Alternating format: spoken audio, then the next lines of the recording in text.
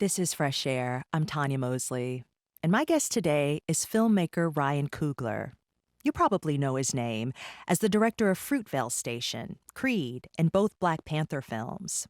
Well, his new film is called Sinners, and it hit theaters just last week. It delves into horror with a genre-bending thriller set in 1930s Mississippi. The story follows twin brothers, Smoke and Stack, both played by Michael B. Jordan. After surviving the trenches of World War I and navigating Chicago's criminal underworld, the brothers return home to Mississippi, hoping to start fresh by opening a juke joint. But peace does not last long. Instead, they're met by supernatural forces, vampires, who act as metaphors for oppression, exploitation, and systems that feed on Black life, body, and spirit. I only ever heard stories. I ain't never come across them myself. What stories you heard? How Haints work. They switch places with the soul of a man. But vampires is different. Maybe the worst kind. The soul gets stuck in the body. Can't rejoin the ancestors. Cursed to live here with all this hate. Can't even feel the warmth of a sunrise. Okay, then. Can we bring them back? Maybe if I kill the ones that made them this way. Smoke. They have a connection, but they live on, even if the one that made them is killed. The best thing we can do for him is free his spirit from this curse. They gotta be killed, one by one. But how the hell do we do that? Sunlight, a wooden stake to the heart. Ryan Coogler says Sinners is also a tribute to his late Uncle James, who first introduced him to the blues.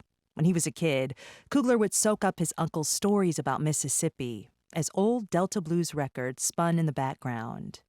Coogler's debut into the film world happened in 2013 with Fruitvale Station, which chronicled the final hours of Oscar Grant, a young Black man killed by police in Oakland. Since then, he's become the highest-grossing Black filmmaker in history and the youngest director to helm a billion-dollar movie with Black Panther.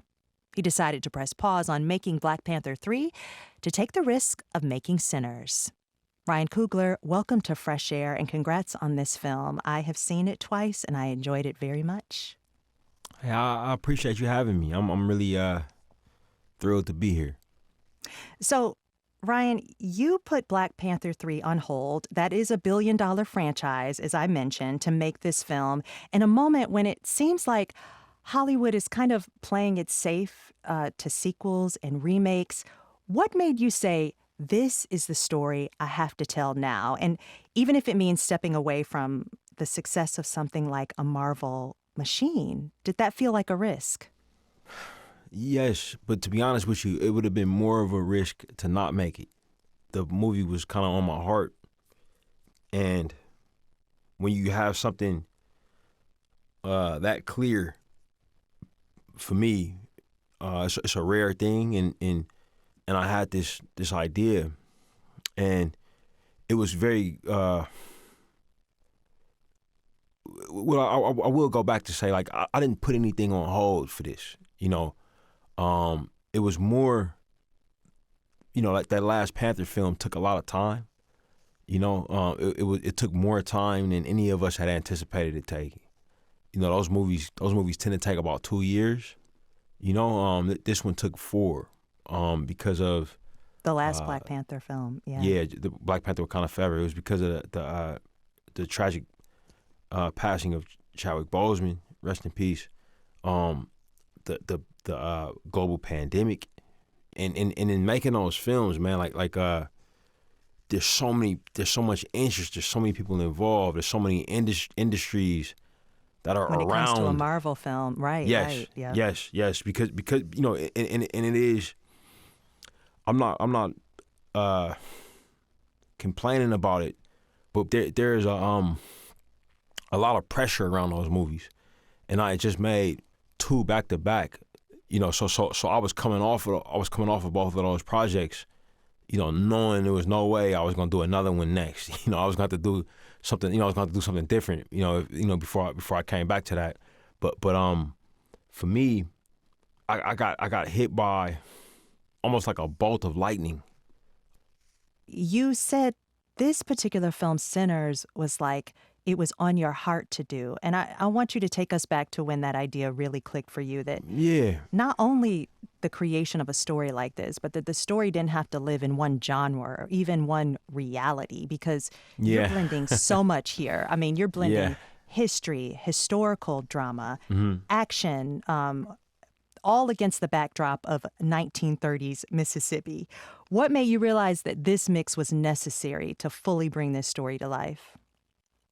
This movie was like all about dichotomy, you know, and that's something that I've been dealing with my whole life. You know, this feeling of not totally fitting in, or things not totally squaring with each other. You know, like coming up, I was black, I was from Oakland, I was middle class, and I was in these neighborhoods where my parents were kind of outliers. They got married young and they went to college, but they stayed in their neighborhood, you know. So I constantly, as a kid, would feel like I was like living in two different worlds.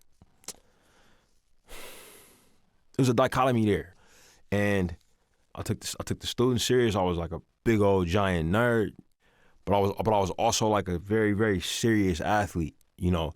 And where I'm from, to be an athlete, you like adjacent to street culture. You know what I'm saying?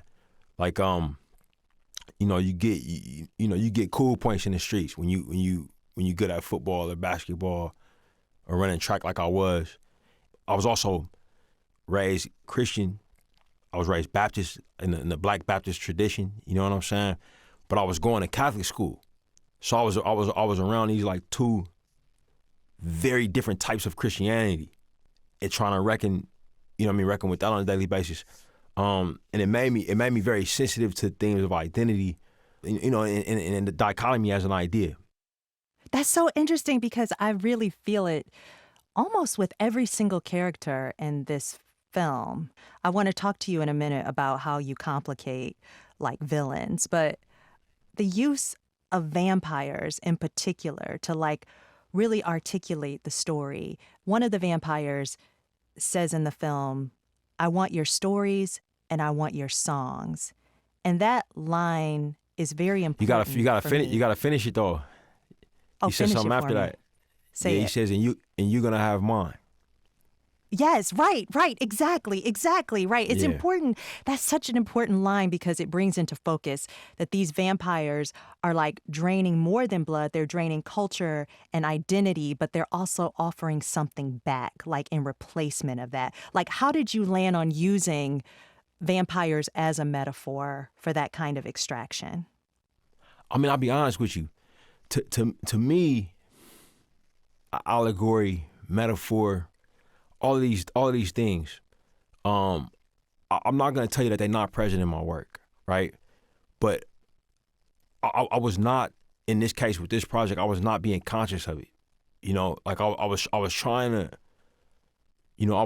communicate a feeling through cinematic language, and the reality is, as I've gotten older in this business and in this craft, you know, I realized that if I can make something true, it's up to the viewer to draw those parallels. You take the thing and you analyze it, and in your analysis, you might project your own experiences, your own knowledge. You know what I'm saying? And you might draw certain parallels that weren't the parallels that I was intending. You know. But I think it's super fascinating, though, that like when I asked you the question about like what drew you to this story and why you had to tell this story, you said immediately like, my life experience is the reason why I wanted to tell this story. What drew you to a vampire story? Yeah, I love vampires, man. You know, and I love horror fiction. I love horror movies. I love fantasy. I was raised, you know, around a lot of organized religion. And vampires intersect with all of that. You know what I mean? Like, I grew up in Oakland, which is very dominated by street culture. You know, and you know all of these things. Like, I find vampires, they pull from all of that, in terms of supernatural creatures. And I thought when the idea came to me for this movie, I thought about other supernatural creatures as a thing that they confront at the juke joint. I went down the line, you know, like I thought about werewolves, I thought about zombies, you know, I thought about shapeshifters, which in some indigenous cultures might be referred to as skinwalkers. I thought about all, you know, I went through the whole Rolodex, you know, and I kept coming back to vampires because of everything that the vampire implies in public consciousness. You know, vampires, it's not a steadfast rule, but it's pretty commonly associated with sensuality. Vampires are expected to be sexy, usually expected to be fashionable, usually expected to be knowledgeable, usually expected to be very powerful. It's not thought of as wrong if a vampire is converted to vampirism, but they maintain their human personality, you know, their human memories. It's a fascinating premise. You know, you'll see a version of this, you know what I mean, almost in every culture. And to me, you know, like that is just like a fascinating thing if I'm trying to have a conversation about our common humanity, you know, like which for me, you know, this movie is about, you know, and you know what better to contrast, you know, the other piece that the vampire involves is the Faustian deal. I was very interested in that. Like this crossroads, like the devil, Yes, the deal with the that's devil correct. kind of thing. Yes, Yeah. Robert Johnson is who's most associated with that fable, and there's this tradition of things being taken. You know what I mean? And songs being sung over and over again, you know, by black people. You know, and then it was eventually done by white people. You know, and because it was such an awfully racist time when they built this industry, genre was kind of born out of this idea. Like where a black person would sing a song, and you're talking about a backbreaking form of apartheid. You know, at this time, and a black person sings a song, white person comes sings the same song, same lyrics, same rhythm, same music, and they would say, all right, the black person song, that is a race record. We're gonna sell that as a race record. This song is rock and roll. You know what I mean? We're gonna sell that as rock and roll. Like that concept. You know, and imagine me in 2025 saying, hey, I'm gonna make a genre movie. Not even understanding that classification of art and how some art is above other art. You know what I'm saying? You know, it's a period drama. Oh, this is a genre movie. You know, I realized, oh man, my people have been at war with this. You know, from the beginning, this has been a tool kind of lobbied against us. You know, so for me, the vampire was a creature who's like human adjacent, who was human at some point, you know, became something else, but through their advanced age, they could see society for what it was. Jack O'Connell, who plays Remick, the Irish vampire antagonist, he is relatable kind of in the same way that I'm thinking about Killmonger and Black Panther was relatable. Like, in many ways, speaking the truth to systems of oppression. What draws you to creating antagonists who are, in many ways, right about the things that they know? You know, it's not such a straight line, good guy, bad guy. Like, each one is complicated. I think that's scarier. You know? It is scarier. Yes, say more about that. I think it's more frightening when the film is about blues music, right? Which is storytelling. But it's also a music that I think was made to help a people who were constantly under attack, to help them cope, to help them feel better, and to remind them that they were human. You know what I mean? To remind them, and that's what the music is. And for me, to have a creature who's incredibly powerful, who was human at a time, who is in pain, you know, and who needs to cope in a way that only a community can give him. If I can make a film where you're afraid of this guy, you know what I mean? But that's really what's going on with him. I thought about it after I wrote it, and I said, oh man, who does he lie to, and who is he honest with? Because for me, it's very clear that he identifies with these people.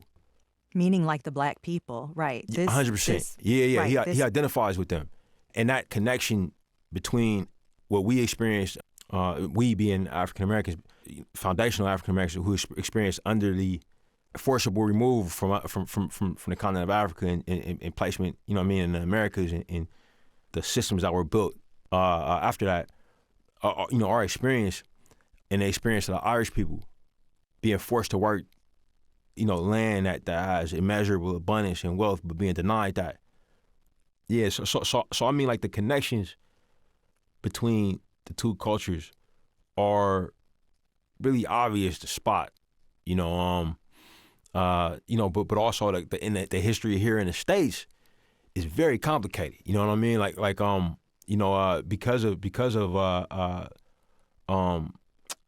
the mobility of certain immigrants, the ability to become white. You know what I mean? Right. And, the Irish became white. Yes. Yeah, and what that took as it relates to camaraderie with us. You know what I mean? A decision had to be made. You know what I'm saying? And when you're making a movie about American blues music, you know what I'm saying? Like Irish folks gotta have a place in that. You know what I mean? Like they were there. It's so interesting because I think that most of us don't know that history. And so when it shows up in the film, it makes sense when you go back and you read the history, which I did because I didn't know it going into this film, but I had to learn it afterwards. There's also the Chinese American store owners who, in the film, operate these two grocery stores. So one is in the black part of town and then one is in the white zone. And they kind of exist in like it's across the street from each other. Yeah, it's the white Yeah. side of the street and the black side, yeah. Right. I mean, they're never fully kind of accepted in white or black communities, but more so it feels like in black communities. I had a friend who saw the movie and said, like, did this really happen? When did you learn about that history? You know, the reality is they were accepted in the black community. You know, how we found out was ironic. Like 10 years or so back, we were doing 23andMe, you know, and I was obviously a lot of they in the news a lot lately. I've been seeing, but everybody was trying to find out their heritage, and for foundational black people, you know, we was jumping on it, right? Because of all of the indignities done to our ancestors. At the top of it was the deliberate splitting of ethnic groups through the transatlantic slave trade to quell rebellions that were constantly happening. You know, so as a result of that, you know, we don't know what ethnic group we from. I spat in the tube and you know, like checked it out, and they just came back. It came back like 86% West African, and I was like, oh man, that doesn't tell me what I knew. I knew that. I know that. And I shared it with Chadwick Boseman when we met, and he said, hey man, check out African Ancestry because they do it the proper way. You can really find out, you know, some answers to these questions, and I did mine, and my wife, whose father is African American, her mom is from the Philippines. You know what I'm saying? So her pops takes the test. He tests his X chromosome and his Y chromosome, right? His X chromosome comes back West African. Guess what his Y chromosome comes back? Chinese, Han Chinese. This man is in his 90s. He opened that packet up and said, like, what the, you know what I mean? And where's he from? He was born in Chicago. Where was his parents from? From Mississippi. That's right. So we start digging into it. You know what I'm saying? You know, we find out that, you know, my wife's black dad comes from these people. The erasure. You know, they were there. You know, that is not. You know, the only like what I like to say, the only thing false in this movie is the vampires. You know what I'm saying? Like, you know, they were absolutely there. The technical wow factor to the way the images popped is really striking. Specifically for me, the cotton field driving scenes, were those real cotton fields? They were, but we had to transplant them, and then we used digital technology to replicate them at times. Did you ever have a moment in a cotton field in the making Oh yeah. of this? Well, I had a moment before, when I didn't have a movie in my head just yet, but I was dealing with a lot of the elements. I was working on Panther 2, and I was in Byron, Georgia, and I looked out of the window when my teamster was driving me to the hotel, and I saw my first cotton field in person. What was that like? Man, it really messed me up, man. I told him to pull over, because I was already sad and contemplative, you know what I mean? And I got out the car and walked into it and, took a piece. I took a piece home. I still got it at home now.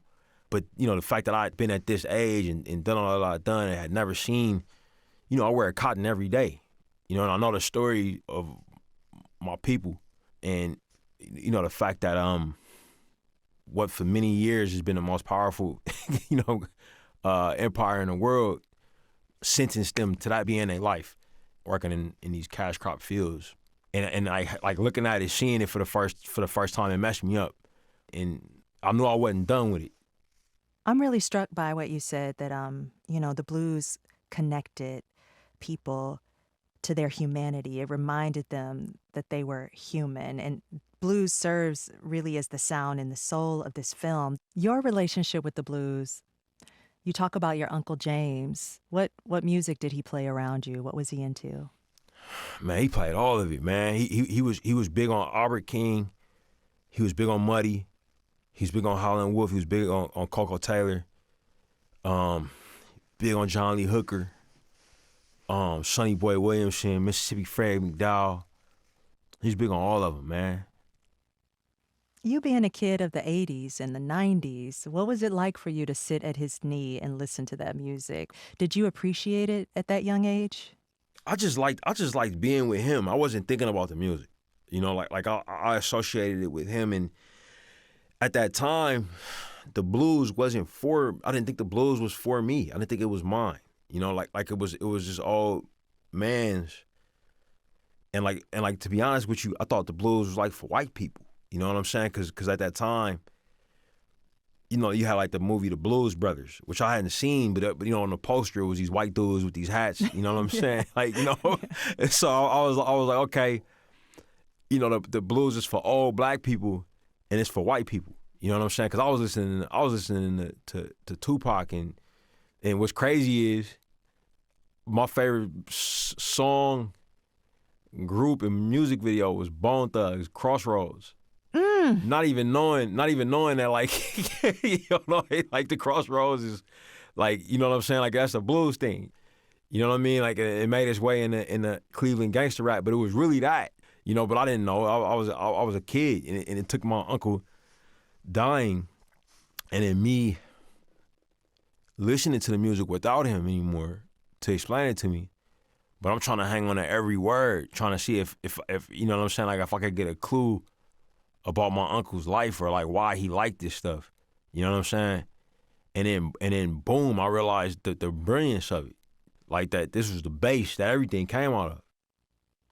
How did legendary blues guitarist Buddy Guy become part of this project? It was so cool to see him. That was like a really cool cameo. Buddy Guy was like the last musician my uncle would go see consistently. He would get dressed up and go to his concerts, like up till his death. So when I was finishing up the script, I had this idea.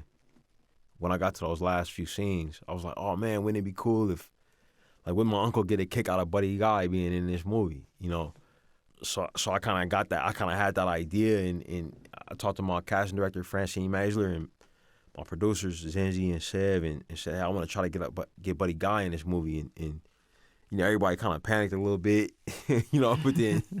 but then we got into it, and Zenzi and I went out there and went to his restaurant, Blues Club Legends. I fully expected Buddy Guy to say, hey man, it's nice to meet you, kid, but I'm not being in a movie. You know what I mean? Like I'm good. I'm almost 90 years old, bro. I don't have time for that. And so I was prepared for that. But his kids, man, they were smiling at me. And I go to sit down, And he's like, look, I don't know who you are or what you do, but my grandkids tell me I should sit with you. And I should hear you out.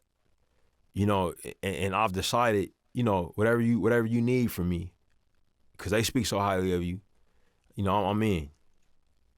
Has he seen the film? Have you guys talked He about has, it? yeah. We since showed it's it to him. We showed him to him in Chicago. What did he say? He gave it a stamp of approval, because that was his life, man. He was a sharecropper in Louisiana, and had to make the decision to leave home. And he has so many beautiful stories, but a lot of them are heartbreaking, man. Like he wears polka dots, polka dot suits, polka dot guitars, and I asked him why, and he said when he left home to become a blues musician, he told his mom he was gonna make enough money to buy her a polka dot Cadillac. And she passed away before he could do it. So the polka dots became his trademark. You know what I'm saying? And just that story of him having, like, me imagining this nearly 90-year-old man having to explain to his mom, hey, I'm gonna leave home. I'm gonna try to go make it with this guitar.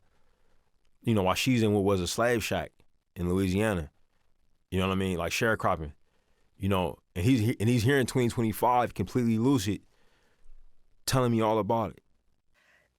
There is this moment when one of the twins, he says something like, it's better to deal with the devil you know. And he's referring to having lived in Chicago and up north and gone all across the world, but now he's back in Mississippi.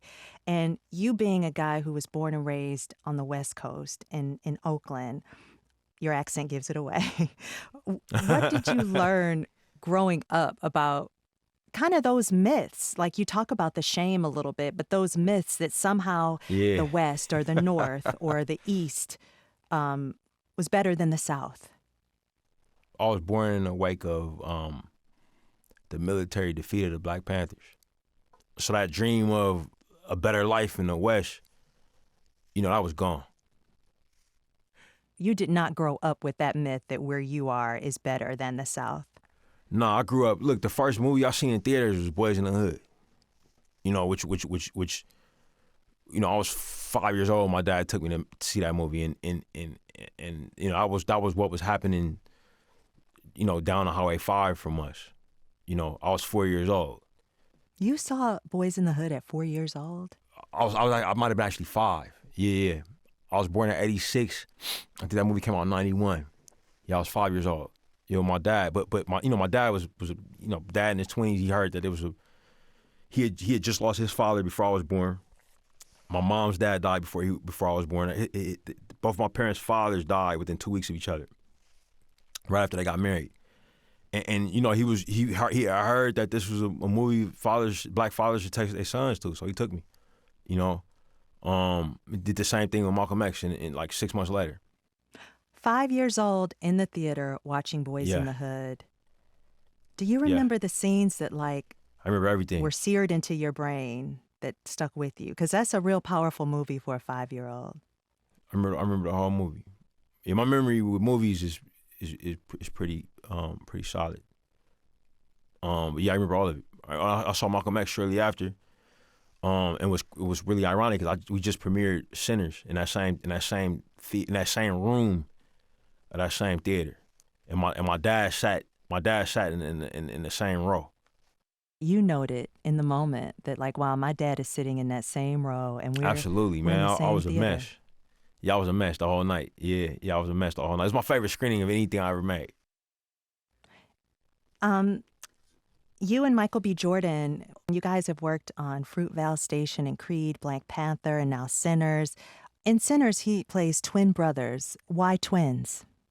It's a great question. The film deals with dichotomy, as I mentioned, and I was born into a family with loads of twins, specifically like my mom's older sisters who are identical, my Auntie Merlin and my Auntie Curlin. So you saw that intimacy of twins up close. Oh yeah, my whole life. Like my aunts have always been around. One of them was my godmother, so they always been a part of my life.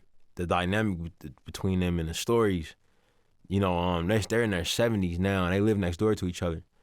But the stories, man, of like of like them beating people up and you know, like the fact that they can't live with each other, they can't live without, they're constantly arguing, you know, and the games they would play with people when people couldn't tell them apart, and the fact that us and our family always could, we could turn our backs and feel one of them come into the room and know which one it was. You know what I'm saying? So it was something that I was always interested in exploring, and it felt mythical. The other thing is, like, identical twins are kind of always outlaws. You know, they're kind of always local celebrities, and like there's always like a level of othering that happens with them. So I was talking to filmmaker Ramel Ross a few months ago about his Oh yeah, basketball Ramel, career. yeah. He relayed how hard it was for him because, you know, he played basketball from the time he was a kid all the way through college, and then he got an injury. And it took him a long time to, like, sit in this role as filmmaker. And you have a similar story. You played football in college. You suffered a shoulder injury. What was that process of transition like for you, especially when there's so much of your identity tied to, like, being a ball player? It was so that wasn't totally accurate. I suffered a lot of injuries, like broke all type of bones, but injuries didn't take me out. I was actually healthy when I stopped, which was more difficult than if I wouldn't have been. I think, you know, because I made the decision to stop playing when I could have kept playing. Why you make that decision? I think my heart was in filmmaking more, and I knew I wanted to make films while I was young, you know, because I felt like young people weren't represented in the industry behind the camera. You know, like I could feel it in the movies. Whenever I watched a movie about a young person, I was like, man, I don't know if this is accurate. You know, and I realized, oh yeah, man, like, you know, the average age for somebody directing something is a lot higher than these characters they portraying. You know, and for me, you know, I wanted to try to get going early. I had this instinct that I got something to say now, if that makes sense. To be a voice of a generation. I wouldn't say all of that. To be a voice of a generation, like one there of you the go. voices. Yeah, one of them. Yeah, one of them for sure. I wanted to contribute while I still was young. That was all. And I realized that I liked the movies by young filmmakers. I remember watching Mean Streets and saying, "Oh yeah, this is a different Scorsese than Goodfellas or Departed."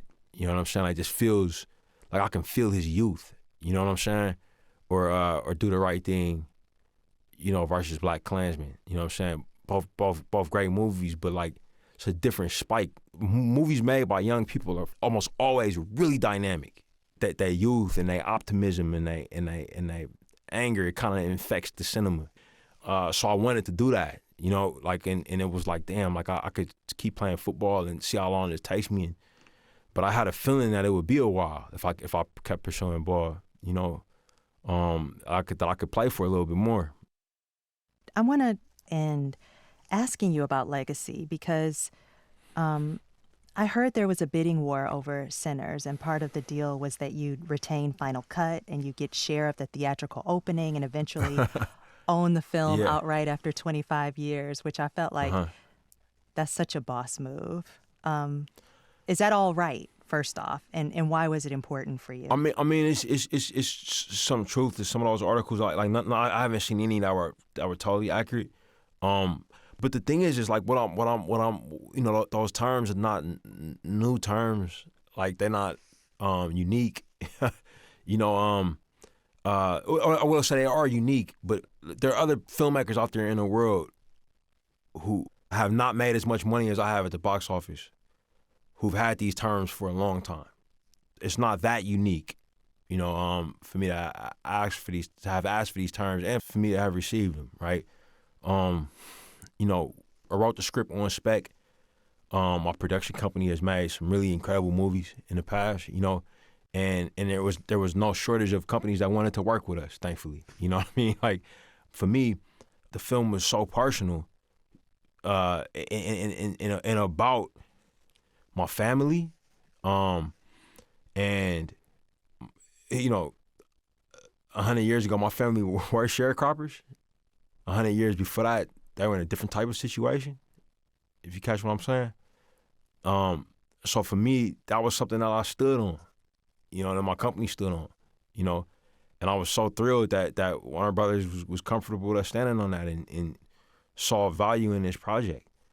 And I have to imagine there were some people that were upset by that. You know what I mean? Like, Well, I feel like owning Sinners outright after 25 years, I mean, it is a long play. And I just wonder long what you time. envision Yeah. for this story.